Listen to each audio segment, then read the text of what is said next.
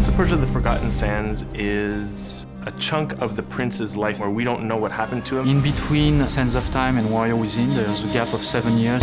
So we're using this space to reintroduce the prince as he was from Sands of Time. We're going back to the roots. We're going back into the Sands of Time feel. Sort of mix of charm with adventure. This little twist, this little element of magic that is so characteristic of Arabian Nights. The Prince of Persia universe has this very distinct flavor.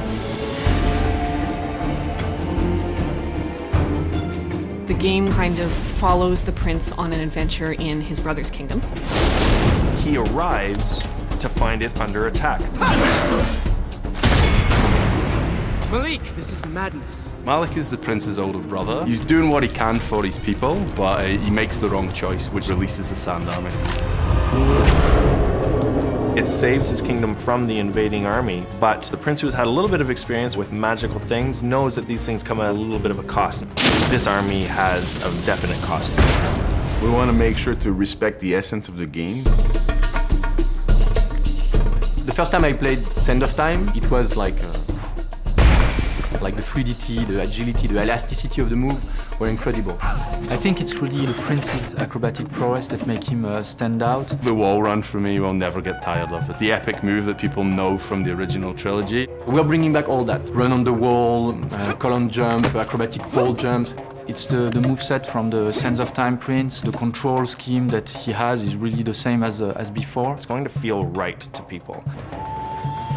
The way the rewind looks, it's the same ability, something people are familiar with. We used the Anvil engine to build The Forgotten Sands. It was an engine that was built internally at Ubisoft Montreal, originally for Assassin's Creed. It allows us to really have powerfully built environments. We can have up to 50 enemies on the screen at once.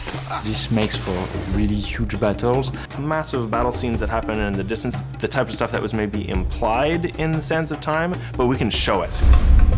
The architecture itself is very detailed, very fine. We're really going into that Arabian Nights, Persian feel. There's a lot of emphasis on the beauty of the surroundings in the game. The rooms are big. We want the players to want to explore every nook and cranny of the environment.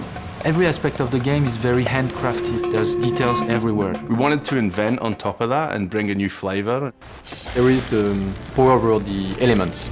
Fire, earth, air, water. I love the water freeze power. That's the thing that I can't stop watching people playing the game when they're doing that. The jumps back and forth, the fact that you have to use timing to kind of stop and start. Players are going to come in feeling charged up, eager to see where this road is going to take them.